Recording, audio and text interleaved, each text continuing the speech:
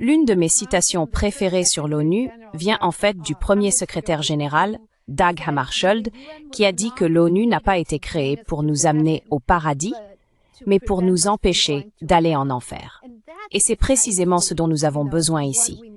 Nous devons reconnaître que les armes nucléaires peuvent nous conduire en enfer. Comme l'a dit Khrouchtchev, les survivants envieraient les morts. C'était aussi ce qu'a dit Kennedy. Si ces idiots obtiennent gain de cause, il ne restera plus personne pour leur dire qu'ils avaient tort lorsqu'ils le poussaient à la guerre pendant la crise des missiles de Cuba. Donc, l'essentiel, c'est que nous devons parvenir à une situation meilleure où nous négocions réellement et sincèrement à ce sujet.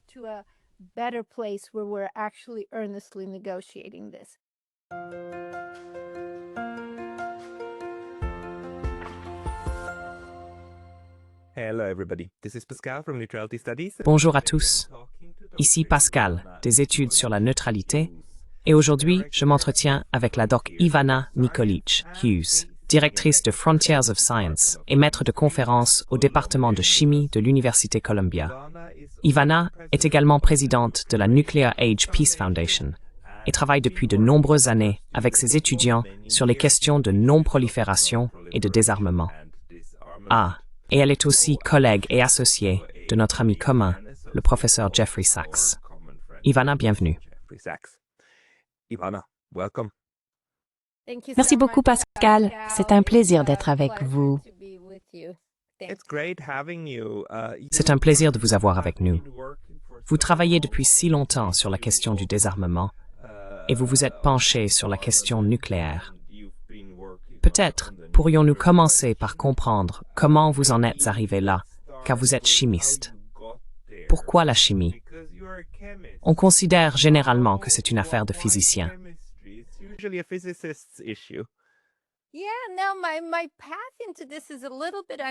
Oui, mon parcours dans ce domaine est un peu inhabituel.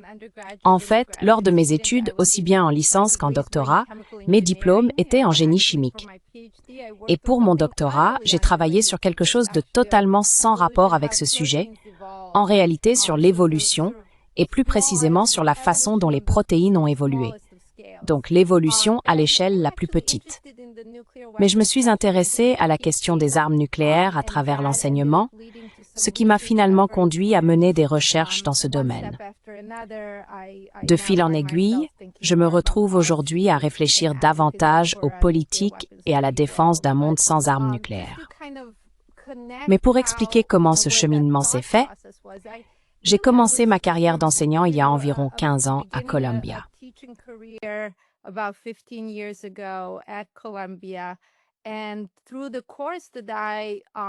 Au cours de l'enseignement de cette matière, vous avez mentionné Frontiers of Science, qui est un cours fondamental obligatoire à Columbia.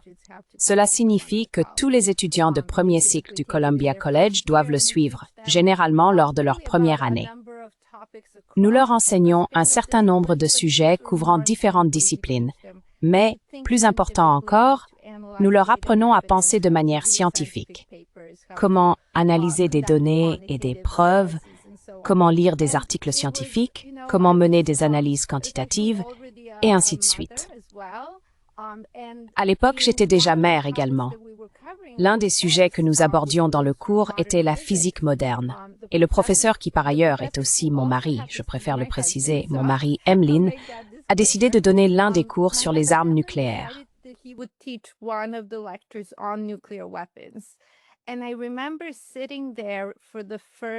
Et je me souviens d'être assis là pour la première fois. Il faisait une conférence d'entraînement pour nous tous, les enseignants du cours, et d'être absolument stupéfait par ce que j'apprenais. Et de ressentir en quelque sorte, je pense, une sorte de fardeau en tant que scientifique, à savoir que c'est ce que les scientifiques ont apporté au monde. Quelque chose qui, littéralement, pourrait mettre fin au monde.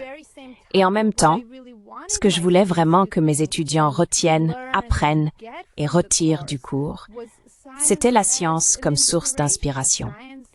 La science n'est pas seulement un moyen de faire progresser l'humanité, mais aussi d'apprendre qui nous sommes, ce qu'est notre monde, ce qu'est l'univers, ce que nous pouvons découvrir, vous savez, en levant les yeux vers les étoiles.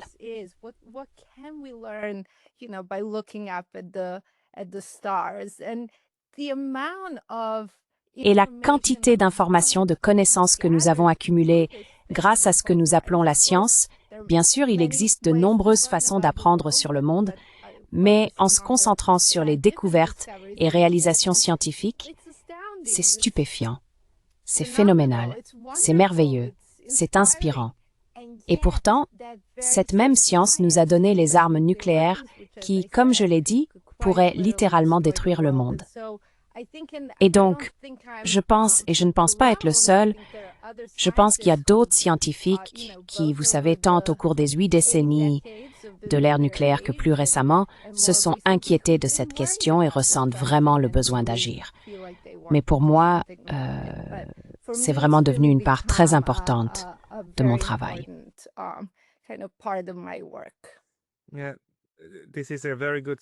C'est une très bonne transition vers un problème fondamental que nous avons, non seulement avec les armes nucléaires, mais avec toutes les formes d'armes. Une fois qu'elles sont développées, une fois que l'on possède le savoir-faire pour fabriquer ces foutues choses, on ne peut pas vraiment l'oublier, n'est-ce pas? Donc la connaissance de leur fabrication est avec nous. Et en réalité, elle est assez ancienne. Les armes nucléaires sont désormais une technologie vieille de 80 ans, presque un siècle. La recherche à ce sujet remonte à un siècle, voire plus, pour en arriver là. Quel est votre point de vue sur ce que nous avons fait durant ce siècle de connaissances nucléaires?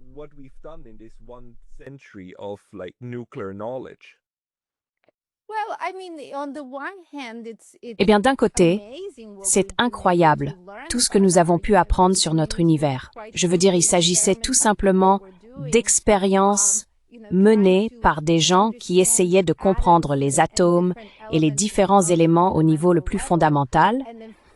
Et puis, ils ont découvert qu'il existait quelque chose appelé la radioactivité.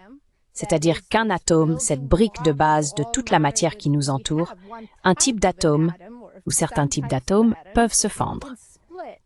Ainsi, nous savons par exemple qu'un atome est constitué d'un noyau et qu'il possède des électrons tout autour. La fission se produit dans le noyau, qui est une toute petite partie de l'atome lui-même, et de cette façon, on crée 2 autres atomes, et ce processus libère de l'énergie.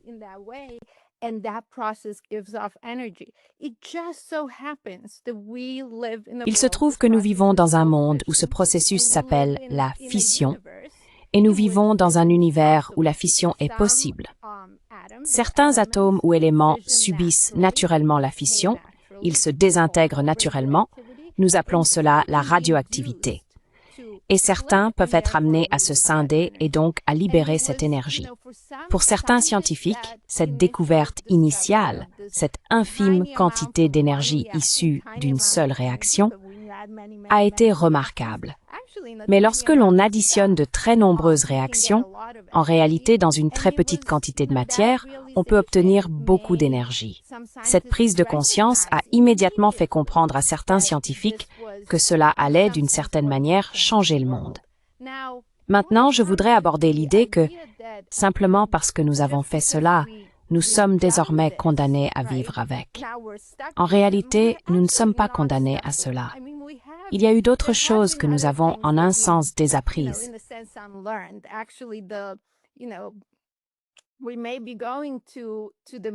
Nous pourrions aller sur la Lune, espérons-le bientôt, mais nous y sommes déjà allés dans les années 60. Et cette technologie a en fait été perdue avec le temps. Vous savez, les ordinateurs ont changé, la façon dont nous faisions les choses a changé, et ce n'est pas comme si aujourd'hui nous pouvions simplement aller sur la Lune de la même manière qu'à l'époque. Donc sur ce point, je pense que c'est compréhensible.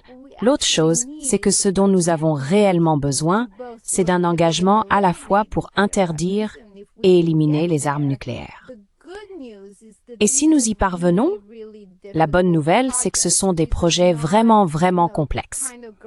Ce ne sont pas, vous savez, des projets de type garage que l'on peut cacher. Ce sont des types de projets pour lesquels, avec des inspections appropriées, des garanties internationales adéquates, etc., on peut absolument s'assurer que des personnes ou des pays, des États, ne fabriquent pas d'armes nucléaires. Il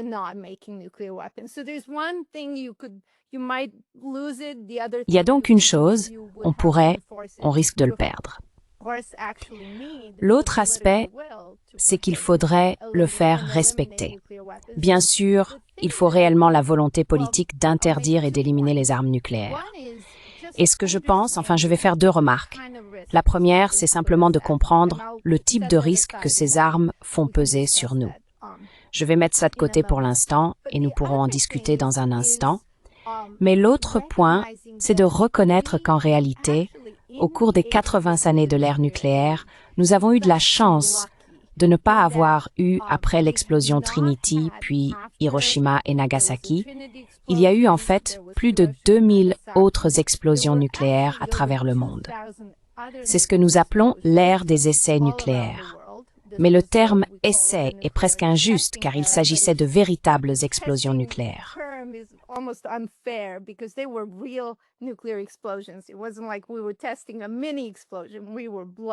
Ce n'est pas comme si nous testions une petite explosion. Nous faisions exploser des choses avec des rendements énergétiques énormes, des retombées énormes qui ont eu un impact sur des populations partout sur la planète.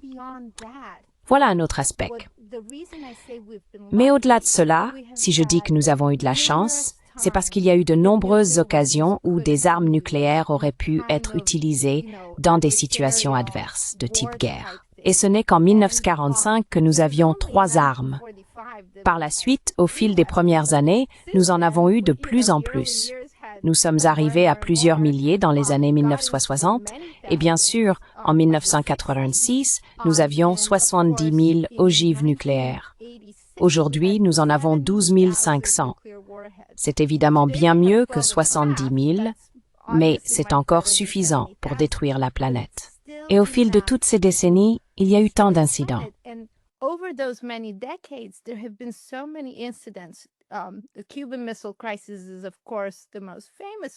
La crise des missiles de Cuba est bien sûr la plus célèbre, où il aurait pu y avoir en un sens à la fois une utilisation délibérée et une utilisation mal calculée des armes nucléaires pendant ces 12 jours. Mais il y a eu d'autres incidents totalement accidentels, des pannes informatiques, les soviétiques recevant des signaux qui semblaient indiquer qu'ils étaient attaqués, puis un capitaine décidant que ce n'était pas une véritable attaque et qu'il n'allait pas appuyer sur le bouton pour lancer une contre-attaque. Des armes nucléaires tombant d'avions, des sous-marins se percutant. Je veux dire, le nombre d'incidents est absolument ahurissant. C'est pourquoi de nombreux experts dans le domaine disent que nous avons eu de la chance. Aucun de ces événements ne s'est réellement produit. Mais cette chance, vous savez, finira par s'épuiser, à moins que nous ne fassions réellement quelque chose à propos de ces armes.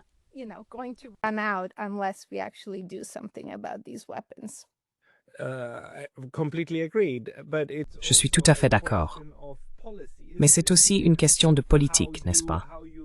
De la manière dont on sécurise techniquement ces armes et de la façon dont on crée des protocoles pour éviter que n'importe quel déséquilibré travaillant dans un de ces silos puisse appuyer sur le bouton et déclencher l'Armageddon. Absolument. Pouvez-vous nous en dire un peu plus sur ce qui est actuellement en place, disons au moins pour les États-Unis, pour garantir que cette décision relève d'un processus politique et non d'un déséquilibré?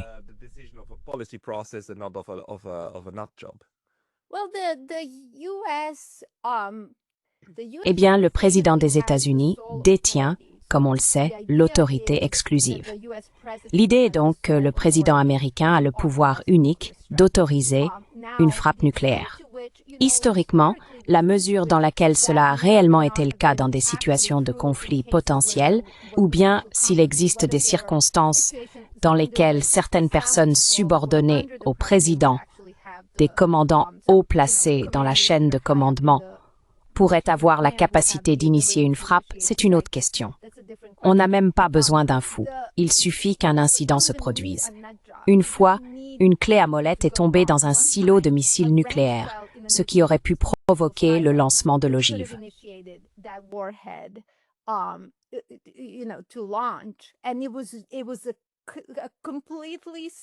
Et c'était quelque chose de complètement simple, un accident. Et heureusement, le mécanisme de sécurité a fonctionné, mais il aurait pu ne pas fonctionner, n'est-ce pas?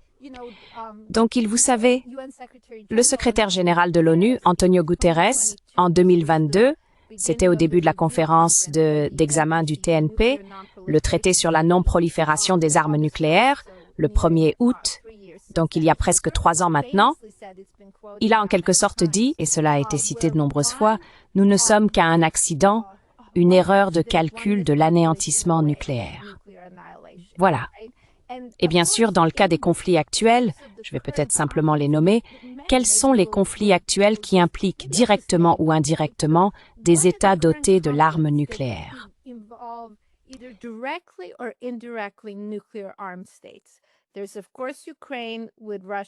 Il y a bien sûr l'Ukraine, avec l'implication directe de la Russie, et on pourrait dire l'implication indirecte des États-Unis. À vous de choisir comment décrire l'implication des États-Unis, du Royaume-Uni et de la France, qui sont tous des États dotés de l'arme nucléaire. Ensuite, il y a le conflit au Moyen-Orient, avec bien sûr l'implication d'Israël, qui pratique une politique d'ambiguïté, mais qui possède bel et bien des armes nucléaires. On estime qu'il dispose de 90 ogives nucléaires et de la capacité d'en fabriquer une centaine d'autres. Et bien sûr, les États-Unis y sont également impliqués. Ensuite, ce n'est pas un conflit ouvert, mais il existe certainement des tensions entre les États-Unis et la Chine.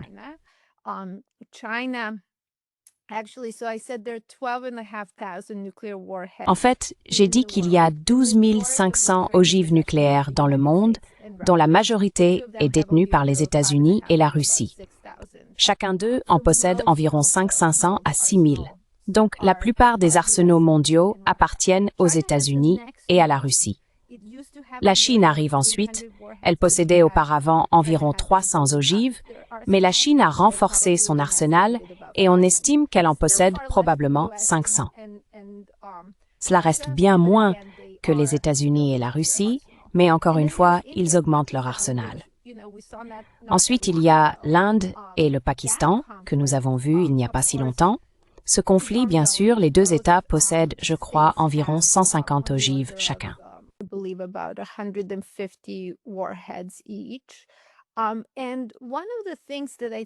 Et l'une des choses que je pense que les gens ne reconnaissent pas, et cela nous amène à comprendre pourquoi les armes nucléaires sont particulières et pourquoi on les considère comme une menace existentielle, c'est qu'un conflit pourrait éclater entre l'Inde et le Pakistan. Et imaginons qu'ils utilisent tous deux l'ensemble de leurs arsenaux. Les estimations indiquent que dans un tel conflit, environ 130 millions de personnes mourraient lors des attaques directes. C'est bien sûr absolument horrible et atroce, mais on peut encore se dire d'accord, mais cela se passe toujours en Inde, en Asie du Sud, non? Cela se passe là-bas.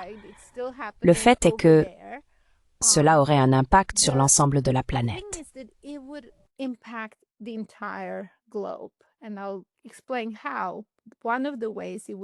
Et je vais vous expliquer comment. L'un des moyens par lesquels cela aurait un impact sur l'ensemble du globe est ce concept appelé hiver nucléaire. C'est en fait quelque chose que les scientifiques ont découvert au début des années 1980. Cela fait suite à des découvertes sur la façon dont les dinosaures ont réellement disparu. Cette découverte a permis d'apprendre qu'un astéroïde avait frappé la planète, provoquant une calamité à l'échelle planétaire telle que les dinosaures se sont éteints, sauf les oiseaux. Mais c'est une autre histoire. Donc à cette époque, au début des années 1980, les scientifiques ont compris ce qui était réellement arrivé aux dinosaures. L'histoire implique un impact d'astéroïde qui a provoqué une telle calamité mondiale que les dinosaures, sauf les oiseaux, c'est une autre histoire, ont essentiellement disparu.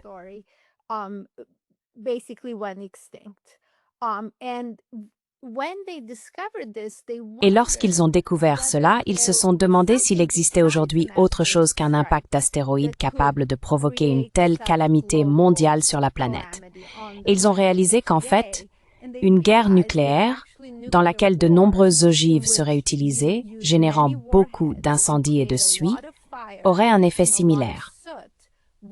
Les incendies produiraient de la suie qui monterait haut dans l'atmosphère et bloquerait la lumière du soleil entrante. Les températures à la surface du globe chuteraient d'environ 10 à 15 degrés Celsius, selon le scénario exact, le nombre d'ogives utilisées, l'ampleur de la destruction, etc. Mais c'est ce que nous appelons l'hiver nucléaire.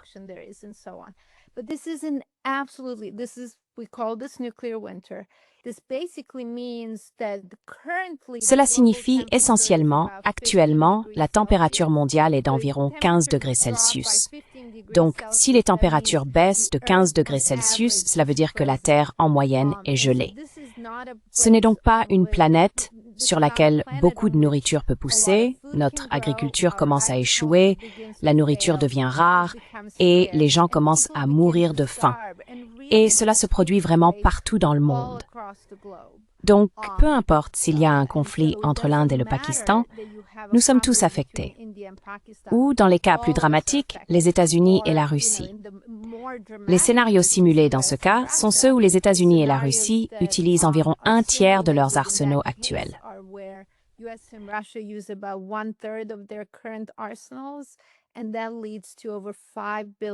Et cela conduit à plus de 5 milliards de morts, rien qu'à cause de la famine.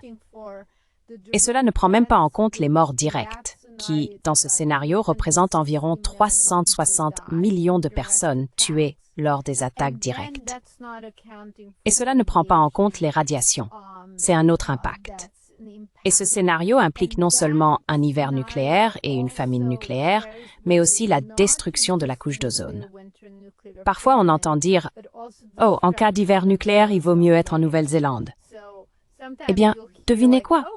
Même en Nouvelle-Zélande, vous aurez des niveaux de rayonnement UV extrêmement élevés parce que nous allons détruire la couche d'ozone.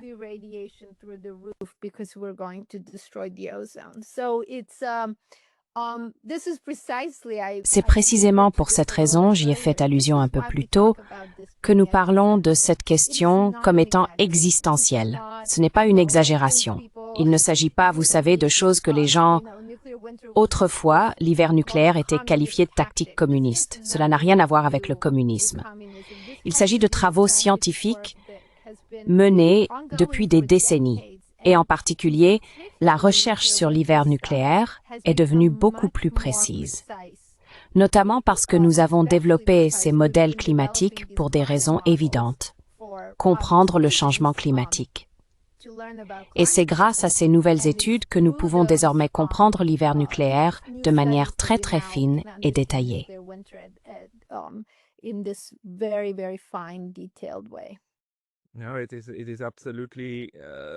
Non, c'est absolument effrayant.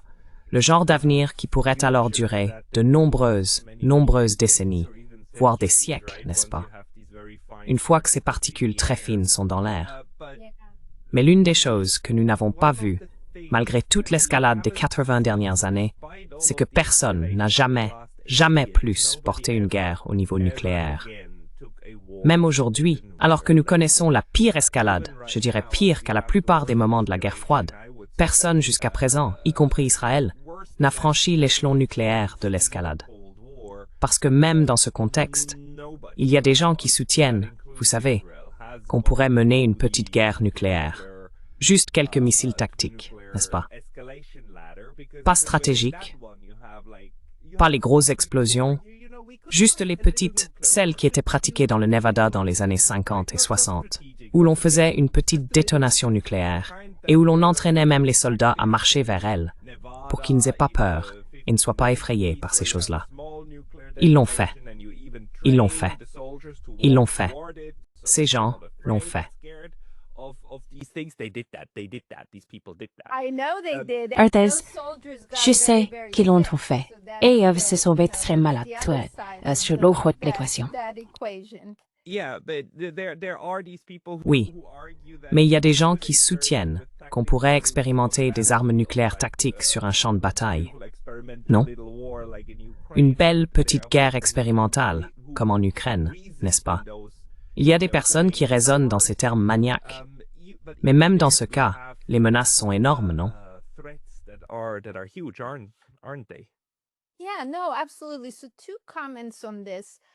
Oui, absolument. J'ai deux remarques à ce sujet. D'abord, je suis heureux que personne n'ait emprunté cette voie, même avec des armes nucléaires tactiques. D'ailleurs, quand on parle d'armes nucléaires tactiques, on fait référence à la fois à leur portée et à leur puissance explosive.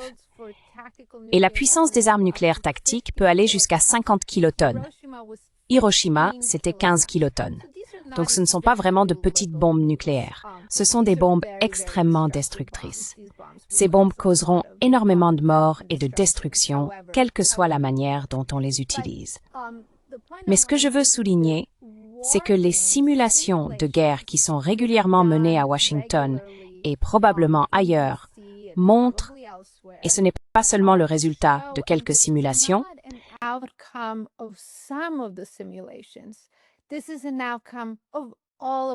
ceci est le résultat de toutes les simulations. Une fois qu'une ogive nucléaire est utilisée, c'est une guerre nucléaire totale. Cela ne s'arrête pas. L'autre point que je veux souligner, bien sûr, c'est une excellente nouvelle que nous ne l'ayons pas fait. Le point que j'évoquais plus tôt, c'est que c'est probablement au moins en partie parce que nous avons eu de la chance, mais accordons-nous aussi un peu de crédit et disons qu'il y a eu suffisamment de bon sens pour que personne ne l'ait fait. Je pense que cela démontre en même temps qu'en réalité, ces armes ne sont pas si formidables. Elles ne sont en fait pas utilisables. Vous savez, Donald Trump, lors de son premier mandat, a un peu fameusement dit « Pourquoi avons-nous ces armes si nous ne pouvons pas les utiliser ?»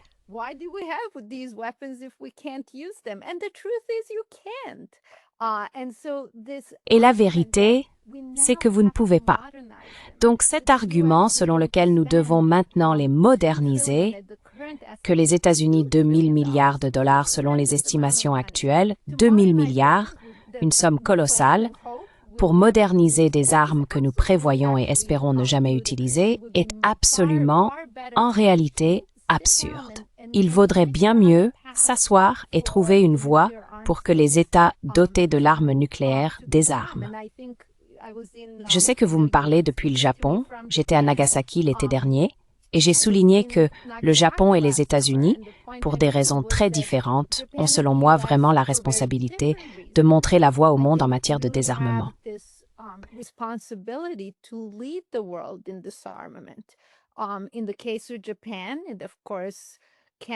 Dans le cas du Japon, il peut bien sûr enseigner au monde les conséquences et les impacts horribles des armes nucléaires. Dans le cas des États-Unis, et je vais faire deux remarques ici, les États-Unis, bien sûr, en termes d'éthique et de responsabilité, sont le pays qui a développé ces armes. C'est le seul qui les ait jamais utilisées lors d'attaques contre des villes remplies de femmes et d'enfants. Et c'est aussi celui qui a écrit le manuel de cette ère des essais nucléaires à laquelle je faisais référence plus tôt, où 2000 explosions ont eu lieu sur plusieurs décennies. Mais les États-Unis sont aussi particulièrement vulnérables dans un monde doté d'armes nucléaires, d'une manière dont ils ne le seraient tout simplement pas dans un monde sans armes nucléaires.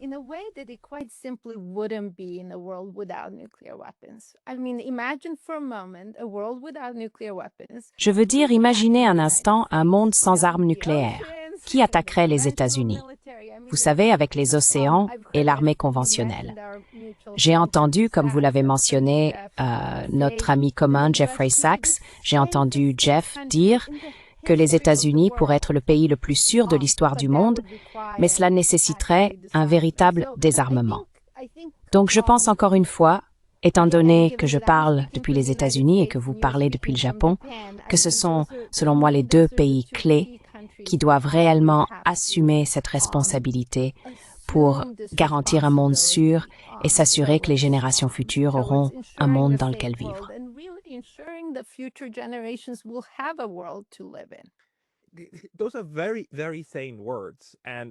Ce sont des paroles très très sensées. Et ce que je suis heureux de vous annoncer, c'est que la position antinucléaire du Japon est très très forte.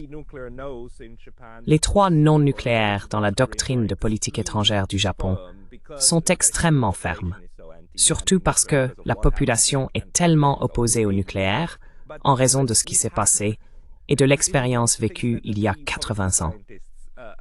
Mais nous avons, et c'est l'une des choses auxquelles nous, politologues, essayons tant bien que mal de faire face, des phénomènes sociologiques qui rendent cette folie totale bien réelle, n'est-ce pas? La folie, c'est que nous créons des armes qui, si nous les utilisons, nous tuerons tous, ou 89,9% d'entre nous. J'entends par nous les sociétés que nous voulons protéger, ou que nous prétendons protéger, avec ces armes.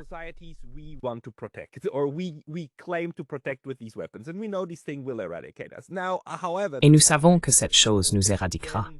Cependant, la logique de tout cela conduit alors à une situation où des États soutiennent.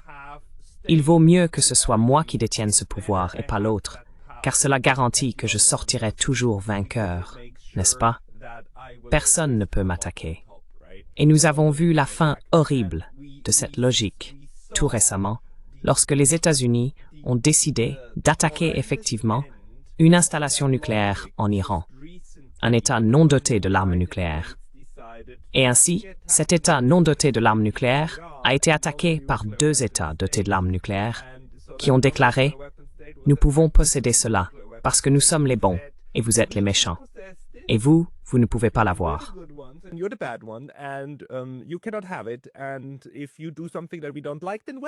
Et si vous faites quelque chose qui ne nous plaît pas, eh bien on pourrait tout simplement vous balancer une bombe nucléaire, vous voyez, parce que vous ne l'avez pas.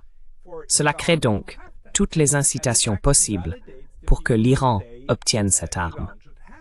Et cela valide en fait ceux qui disent que l'Iran devrait l'avoir, car il serait alors à l'abri de ces mauvais acteurs voyous de l'autre côté, n'est-ce pas? Ce n'est pas une simple riposte, mais c'est la logique, non pas de la destruction mutuelle assurée, mais la logique de la dissuasion. Exactement. Merci. Comment peut-on désactiver cela? C'est pour ça que ce n'est pas idiot, n'est-ce pas? C'est un problème extrêmement complexe qui concerne 8 milliards de personnes sur cette planète.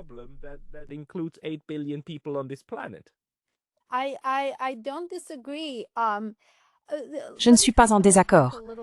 Permettez-moi d'essayer de clarifier un peu tout cela et d'apporter également un peu de contexte politique, car il y a cette attente selon laquelle l'Iran n'obtiendra pas d'armes nucléaires, n'est-ce pas?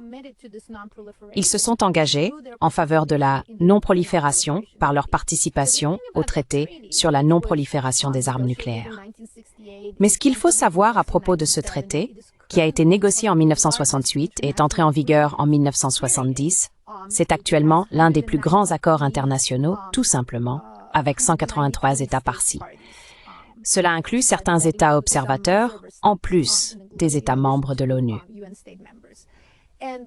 Et ce qu'il faut comprendre, c'est que le nom du traité est le traité sur la non-prolifération des armes nucléaires.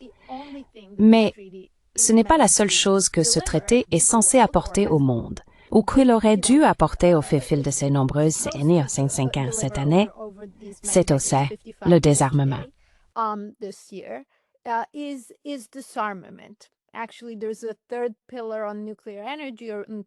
En réalité, il existe un troisième pilier concernant l'énergie nucléaire, ou l'utilisation pacifique de l'énergie nucléaire, ce qui explique précisément pourquoi l'Iran est en fait dans son droit de posséder ces installations nucléaires qui produisent, par exemple, de l'électricité nucléaire.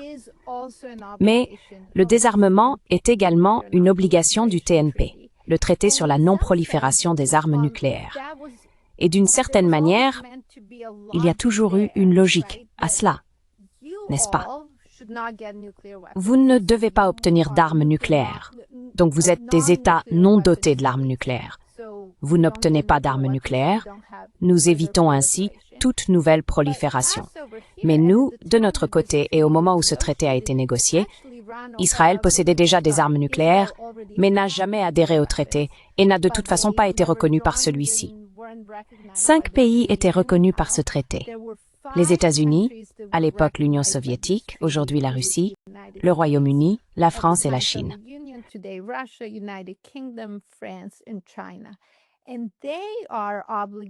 Et ils sont obligés, selon l'article 6 du traité, de négocier de bonne foi, non seulement en vue du désarmement nucléaire, mais aussi du désarmement total et complet.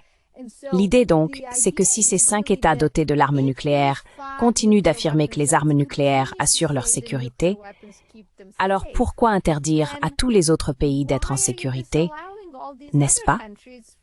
Si ces armes vous protègent vraiment, alors tout le monde devrait en avoir. Et bien sûr, c'est absurde en soi.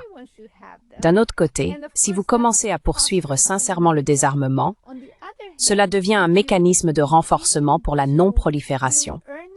Parce que vous pouvez alors dire « Non, non, non, vous ne devriez pas chercher à acquérir des armes nucléaires. Regardez-nous, nous réduisons les nôtres. Ces armes sont obsolètes. Elles pourraient détruire la planète telle que nous la connaissons. »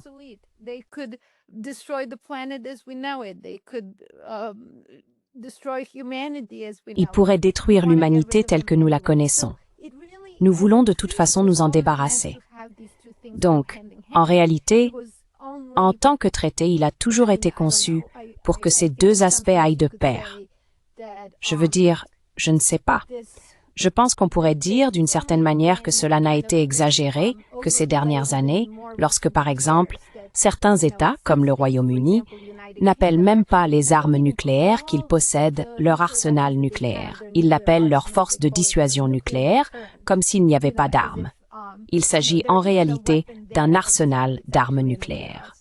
Voilà un exemple d'interaction entre la non-prolifération et le désarmement.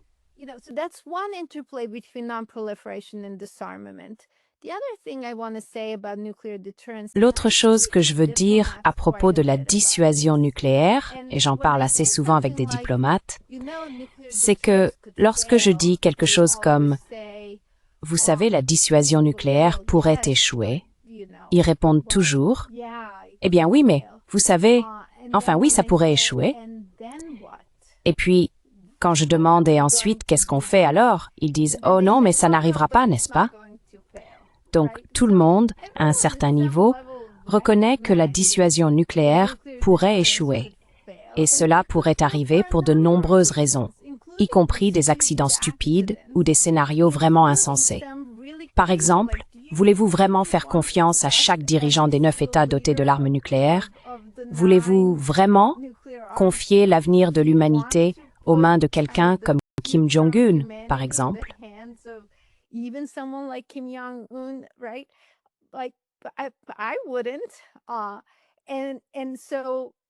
ne le ferai pas.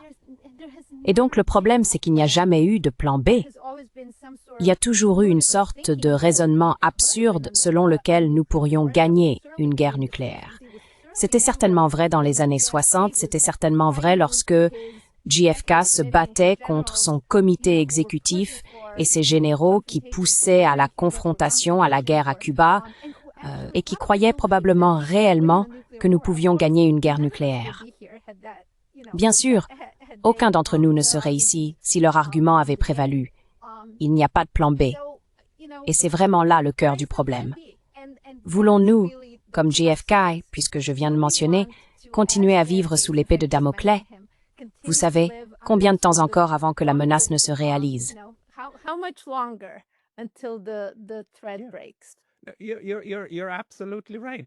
Vous avez tout à fait raison. C'est bien sûr exact. Le problème, c'est que l'épée de Damoclès est déjà là. Vous savez, elle est suspendue au-dessus de nous. Et il n'y en a pas qu'une. Il y en a, comme vous l'avez dit, combien? 12 000, 12 500. Et il suffit d'un seul fil fragile, n'est-ce pas, pour que tout s'effondre. Mais le problème sociologique que nous avons, c'est que ce n'est pas une décision qui dépend d'une seule personne, n'est-ce pas? Les armes de Kim Jong-un sont entre les mains de Kim Jong-un et de son entourage. C'est pareil pour celles qui sont autour. Vous voyez, je veux dire, Donald Trump a son doigt sur ce bouton, n'est-ce pas? Ce qui est aussi un de ces scénarios auxquels je n'aime pas penser. Le TNP, j'ai écrit un petit livre ici sur les neutres et le TNP. Ce texte n'a pas été négocié en 1968. Il a été négocié de 1958 à 1968. Il a fallu 10 ans.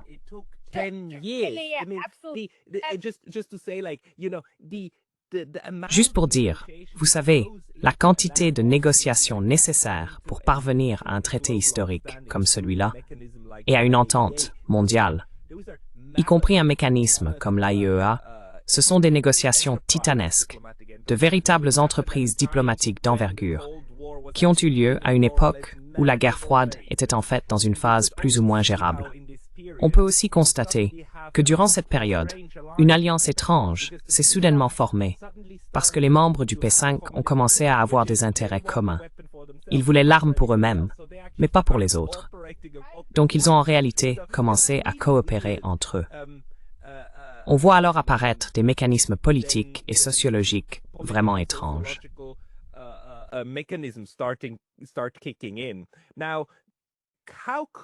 Alors, comment pourrions-nous créer, renforcer ou renouveler le TNP?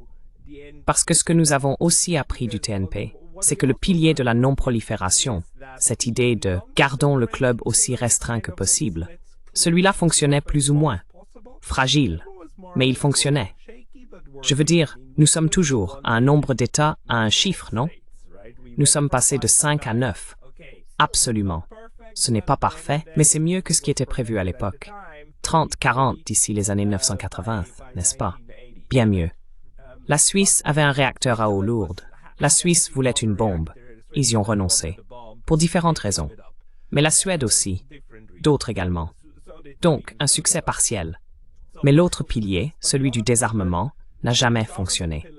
Alors, que faudrait-il faire pour parvenir à un TNP 2.0?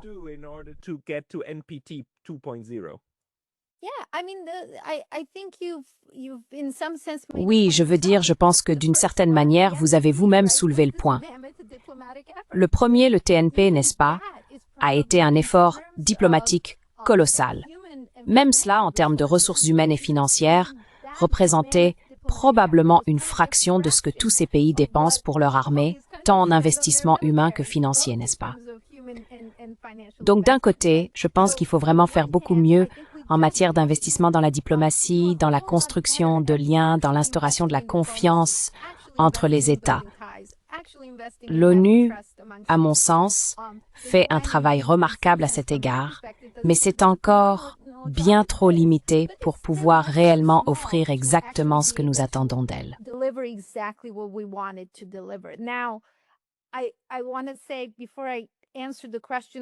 Je voudrais dire, avant de répondre à la question de savoir comment nous y parvenons avec ce qui existe déjà, qu'une de mes citations préférées à propos de l'ONU vient en fait du premier secrétaire général, Dag Hammarskjöld, qui a dit que l'ONU n'avait pas été créée pour nous mener au paradis, mais pour nous empêcher d'aller en enfer. Et c'est précisément ce dont nous avons besoin ici. Nous devons reconnaître que les armes nucléaires peuvent nous conduire en enfer, et comme l'a dit Khrouchtchev, les survivants envieraient les morts.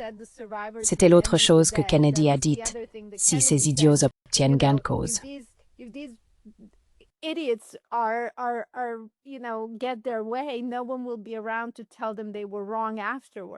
Personne ne sera là pour leur dire qu'ils avaient tort après coup, n'est-ce pas? Lorsqu'ils le poussaient à faire la guerre pendant la crise des missiles de Cuba. Donc l'idée, c'est que nous devons parvenir à une situation meilleure où nous négocions réellement cela de bonne foi. Maintenant, la bonne nouvelle, c'est que parce qu'il y a eu vraiment beaucoup de... je ne veux pas appeler ça de l'attention, mais simplement le TNP n'a pas tout à fait accompli ce qu'il devait faire en matière de désarmement.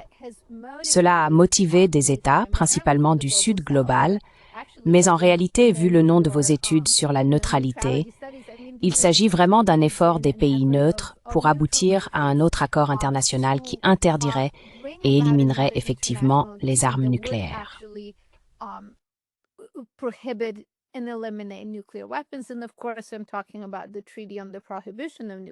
Et bien sûr, je parle du traité sur l'interdiction des armes nucléaires. Lorsque j'ai commencé à assister à ces réunions à l'ONU, il y a environ 3 ans, grâce à la Nuclear Age Peace Foundation, j'avais le sentiment qu'en 2022, c'était l'année, donc laissez-moi donner un peu de contexte sur le TIAN.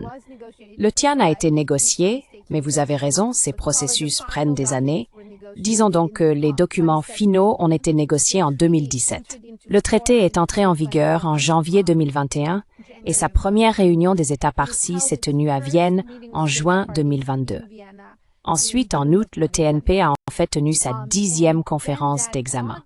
The NPT actually had its 10th review conference. That was a review conference that was supposed to happen in 2020. Il s'agissait d'une conférence d'examen qui devait avoir lieu en 2020, mais qui n'a pas eu lieu à cause du Covid.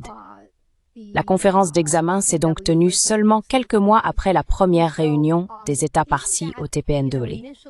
Cette première année, j'avais le sentiment que les pays qui étaient partis, signataires ou avaient ratifié le TPNW, étaient presque désolés de leur position et de ce qu'ils faisaient par rapport au TNP. Cela a beaucoup changé, car ils ont désormais pleinement adopté l'idée que ce qu'ils font n'est pas seulement complémentaire au TNP, mais pourrait aussi le renforcer, car cela pourrait permettre au TNP de tenir enfin ses engagements et responsabilités en matière de désarmement.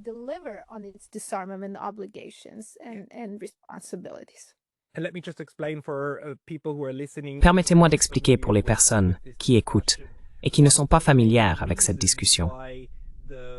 L'une des principales raisons pour lesquelles les membres du P5 et quelques autres pays en Europe affirment qu'ils ne veulent pas rejoindre le TIA, le traité sur l'interdiction des armes nucléaires, c'est parce qu'ils disent « Oh, cela affaiblit le cadre du TNP. Parce que si nous interdisons les armes elles-mêmes, alors le TNP devient superflu. Et nous sommes des États respectueux du droit qui veulent renforcer le TNP, n'est-ce pas? Donc nous sommes contre ce mauvais traité qui veut éliminer toutes ces armes. »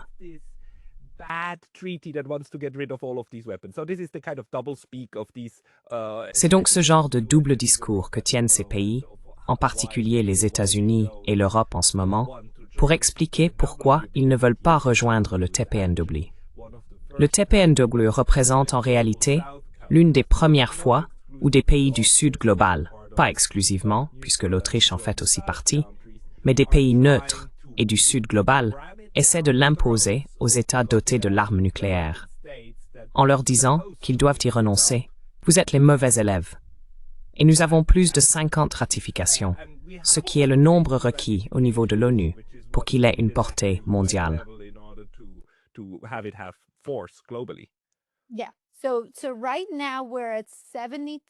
Oui.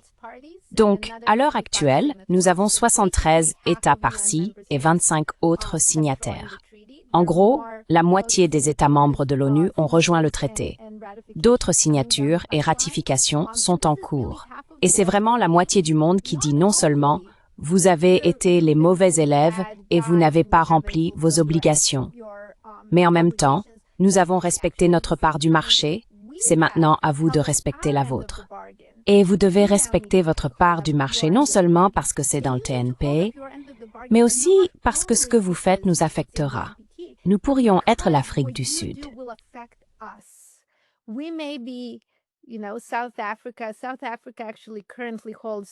L'Afrique du Sud détient actuellement la présidence du TPNW en vue de la première conférence d'examen de ce traité qui aura lieu en novembre 2026. Encore une fois, d'après ce que j'ai dit, pourquoi l'Afrique du Sud devrait-elle se soucier si les États-Unis et la Russie détruisent toute la Russie, tous les États-Unis, et l'Europe d'ailleurs? Je veux dire, l'Europe serait détruite dans cette guerre nucléaire, n'est-ce pas? L'Afrique du Sud pourrait dire « Oh, ça ne nous concerne pas. Tuez-vous entre vous là-haut dans l'hémisphère nord. Nous, on ira bien. » Eh bien, il s'avère qu'ils n'iront pas bien, non seulement parce que nous vivons dans un monde hautement mondialisé où tout le monde est connecté, mais aussi parce que l'hiver nucléaire les atteindra, la destruction de la couche d'ozone les affectera, et même les retombées radioactives. Ce que nous savons de la période des essais nucléaires, mondiale.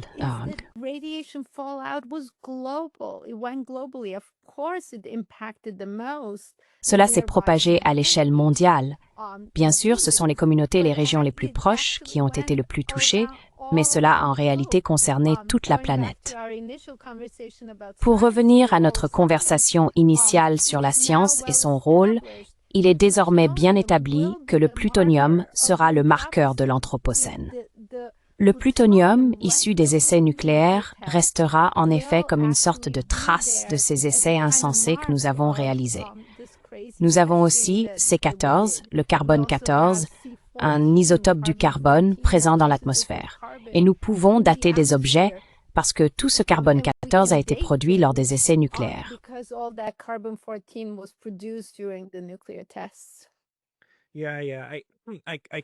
Oui, oui. J'aime bien cette idée, tu sais. Dans quelques millions ou milliards d'années, des extraterrestres qui descendent et qui déterrent une pierre, puis qui disent « Ah oui, c'est une planète d'idiots. » Les voilà. Voilà pourquoi ils ont fait ça. Ils ont eu une vie intelligente autrefois. Ils se sont détruits ici. Partons. C'est un désert.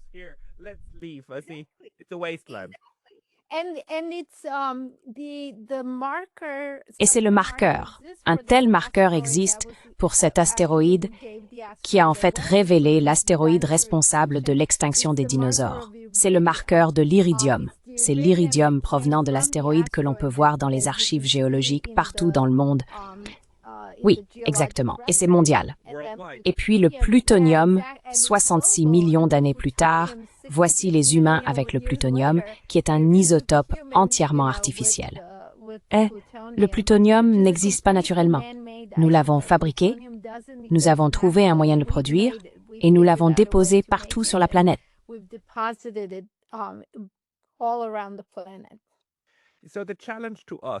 Le véritable défi pour nous est donc de comprendre comment vivre avec notre propre ingéniosité. Nous sommes tellement intelligents, nous sommes capables de nous autodétruire. Nous sommes à ce point doués. Nous sommes tellement brillants que c'en est absurde.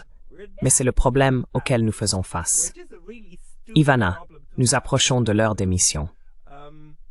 Pour les personnes qui aimeraient en savoir plus sur vous ou sur ce sujet, où devraient-elles se rendre? Pour ceux qui souhaitent approfondir.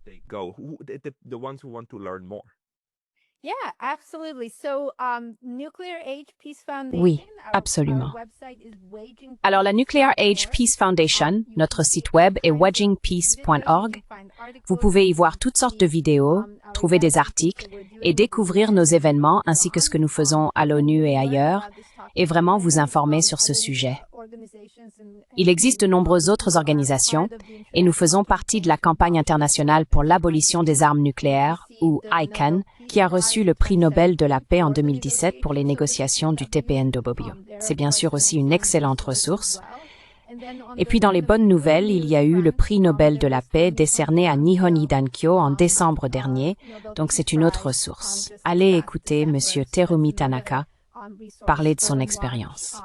Mr. Terumi Tanaka speak about his experience. I actually got to meet him in Nagasaki last. J'ai eu l'occasion de le rencontrer à Nagasaki en juillet dernier, et lorsque le prix a été annoncé en octobre, j'étais absolument ravie.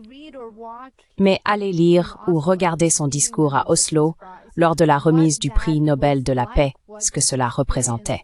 Ce qu'a été l'expérience non seulement de traverser les bombardements eux-mêmes, mais aussi les décennies de véritables souffrances pour tant d'Hibakusha qui ont survécu à cela.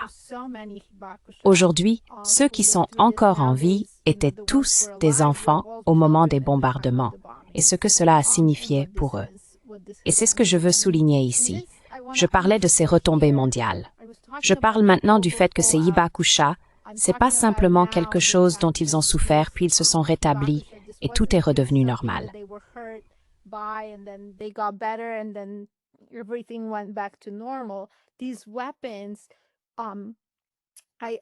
Ces armes, j'aime dire que ces armes agissent en un seul endroit, en un seul instant, et pourtant elles peuvent avoir des répercussions sur de vastes zones et pendant de longues périodes.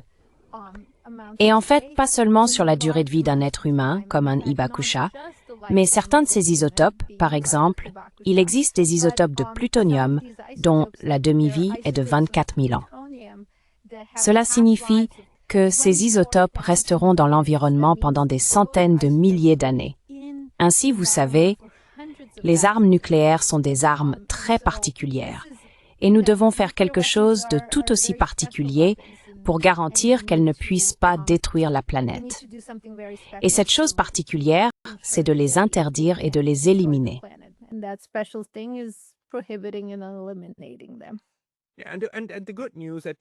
Et la bonne nouvelle, à la fin de cette intervention, c'est que, vous savez, si l'on regarde la demi-vie du nombre d'armes, Je veux dire, nous avons réussi à les réduire de 70 000 à 12 000, n'est-ce pas? Je veux dire, c'est possible. C'est possible. Absolument. Et c'est en partie le point auquel je n'ai probablement pas vraiment répondu. Vous demandiez comment vérifier qu'est-ce qu'on peut faire. Oui, nous pouvons tout à fait mettre en place des mesures pour nous assurer de les éliminer et de ne pas les reconstruire, mais cela nécessiterait un effort diplomatique colossal. Et il faut vraiment... C'est une décision politique. Vous savez, le changement climatique, le réchauffement climatique, c'est une menace énorme. Et je dirais même que c'est une menace existentielle pour nous. Mais la solution n'est pas simplement de dire « Oh, on va juste faire ça et tout sera réglé ».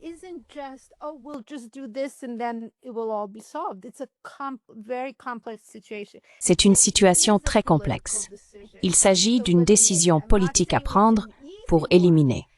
Je ne dis pas que c'est une décision facile, mais une fois la décision prise, sa mise en œuvre n'est pas difficile.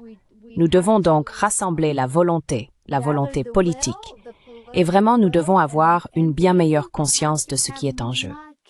Dans les années 60, les gens étaient conscients de ce que les essais nucléaires dans l'atmosphère leur faisaient. Dans les années 80, les gens étaient très conscients de ce qu'une guerre nucléaire pouvait leur faire. Nous devons retrouver ce niveau de conscience dans le grand public afin de pouvoir réellement adopter les bonnes politiques.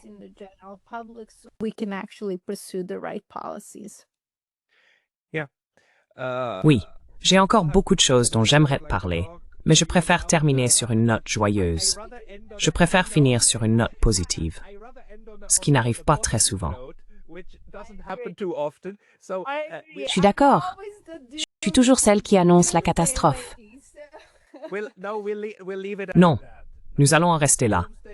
L'apocalypse peut être évité. Nous l'avons évité jusqu'à présent. Cela fait 80 ans que ça dure. Donc Ivana, merci beaucoup pour votre temps aujourd'hui. Merci beaucoup Pascal, merci de m'avoir invité.